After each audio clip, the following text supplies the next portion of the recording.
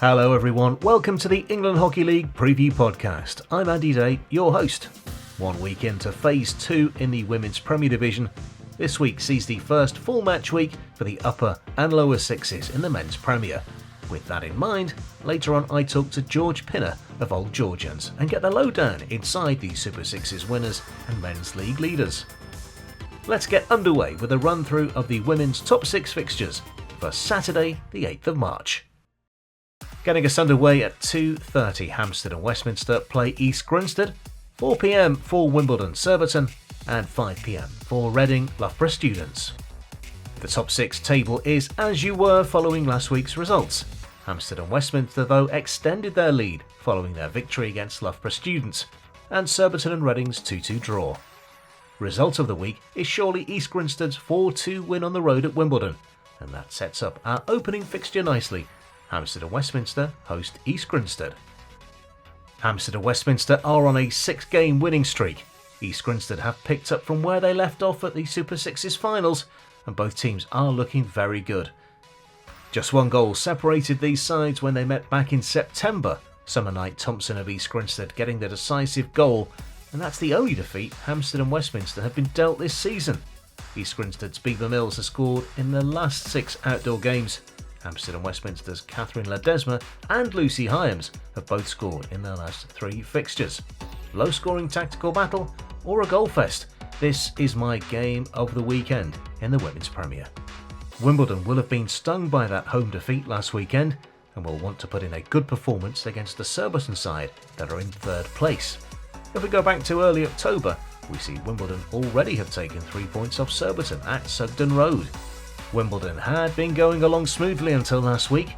It's interesting to see that Wimbledon have kept only 1 clean sheet this season, something I'm sure will not have escaped the coaching team. I think goals are very much on the cards here, but it's difficult to predict a winner. Reading will host Loughborough Students in the later fixture, a reverse of the opening weekend's match at Loughborough, which saw Reading come back home with all 3 points. Loughborough lost their first game in 3. Reading are seeking to break a brief run of 2 games since their last win. 2 teams that are looking for a bounce in this fixture. These 2 sides, along with University of Nottingham, have scored in every match this season so far. And here are the fixtures in the Women's Premier Lower 6. Midday is University of Nottingham Sutton Coldfield, 12:45 Clifton Robinson's University of Birmingham, and 1:30 for Bowden Holcombe.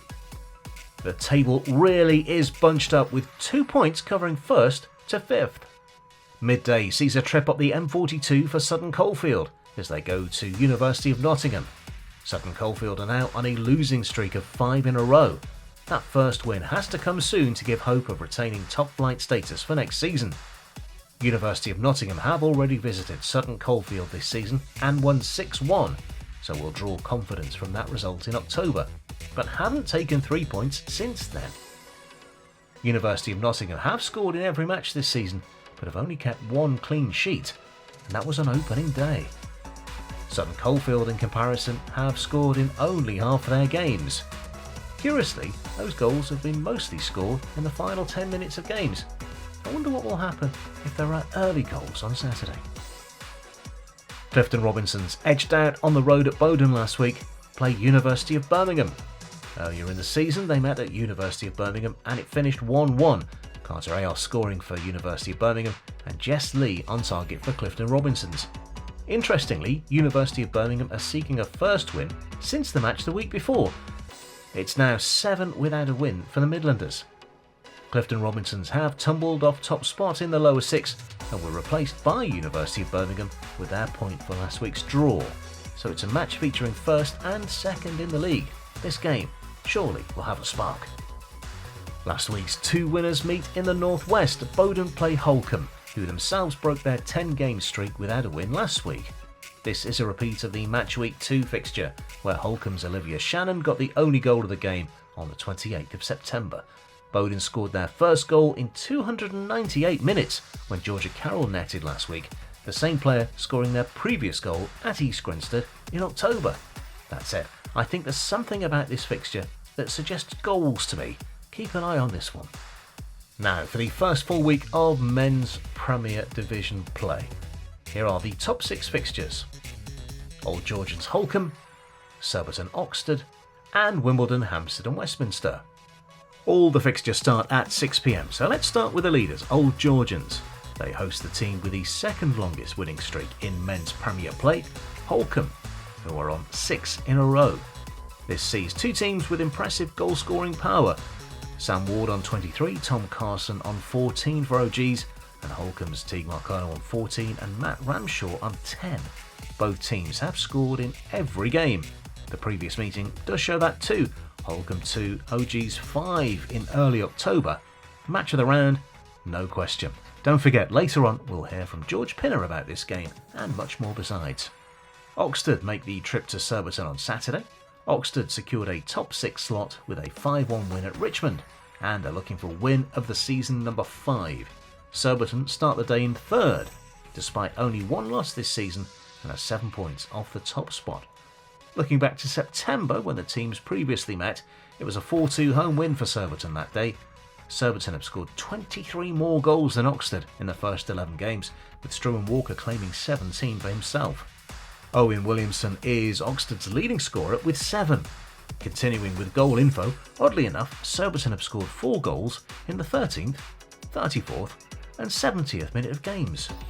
I think goals are on the cards and defenders will be on overtime in this fixture. Two teams who lost their final outdoors fixture in 2024 meet. Wimbledon play Hampstead and Westminster. Fred Newbold is on a run of scoring for Wimbledon in his last 3 games. Will he continue that run this weekend? Both teams have won 3 of their last 5, and looking in the history books, it was an away win for Wimbledon in October, 1-2 the final score, with Newbold also on target that day. 4 points separate the sides in the league, and a win for either side could see them gain ground on the top 3. And now the lower 6. Again, all these fixtures at 6 p.m. Beeston Richmond, Cardiff and Met Bowden, and Southgate East Grinstead. Don't forget, one fixture was played last weekend. That finished Cardiff and Met 2, Southgate 3. No change in the league placings, but Southgate remain in 4th and move on to 8 points. For the 3rd time this season, Richmond head to Nottingham to play Beeston. The opening match of the season was abandoned due to lightning, and the full match was replayed. 3-1 to Beeston was the result at the end of September. Henry Croft got 2 for the Bees that day. He scored in 10 of their 11 league games and is top scorer. Beeston did come close to finishing in the top 6, but 2 defeats in their last 2 games meant they fell short. Richmond are on 4 points after 11 games, with a win against Bowden and a draw against Southgate. Richmond did score and look good when I've seen them play. This match could set the pattern for the second half of the season for both teams. Cardiff and Met are at home again this week, playing bottom side Bowden. In fact, if last week's match hadn't have been rescheduled to then Bowden and Cardiff and Met would have played each other back to back. Bowden have 1 win this season against Beeston. Cardiff and Met are 2 points clear in the top slot, with 4 wins and a draw in the bank. Both teams are scoring more goals in the second half of games, so it's likely to be tight in the first half and open up in the second. Cardiff won 2-1 in the earlier fixture in December. Alf Dinney and Johan Wall scoring for Cardiff. Bowden's goal scorer Carlos Delado Holliman. Cardiff have been better on the road. Bowden's win was away. Interesting fixture. Southgate will be eager to make it 2 wins in 2 when East Grinstead travel to Southgate Hockey Centre. East Grinstead themselves are looking to build after coming through a spell of 4 defeats on the bounce during Phase 1 to enter Phase 2 undefeated in 3. East Grinstead plays Southgate for the second match in a row. East Grinstead were convincing winners, 6-2 at the end of November. Looks like a very competitive fixture, and I'm looking forward to seeing the highlights of this one.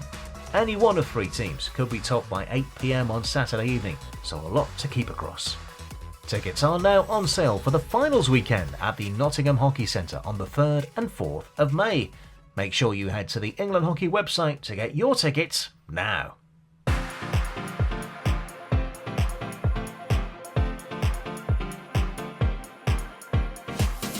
Now it's time to meet with Old Georgians goalkeeper, the Great Wall of Ipswich himself, George Pinner. How are you doing? I'm doing very well, thank you very much. Although I'm a bit embarrassed that nickname has been mentioned again. I thought I'd managed to shed that, but Ross Bone does a good job making sure that that follows me around. But yeah, lovely to be speaking to you, Andy. So let's first of all check in with your experience at Super Sixes in Derby a couple of weeks ago now. what's it like to secure another championship? Yeah, it's huge. It's all still really new, to be honest, success on the indoor front. And it's really weird. The indoors, when it used to be at Crystal Palace many moons ago, was like my first exposure of a really exciting hockey event when I was sort of 17 or 18, I think it was, and really wanted to play on it. Didn't get the opportunity till we qualified with Beeston in around 2012 type time.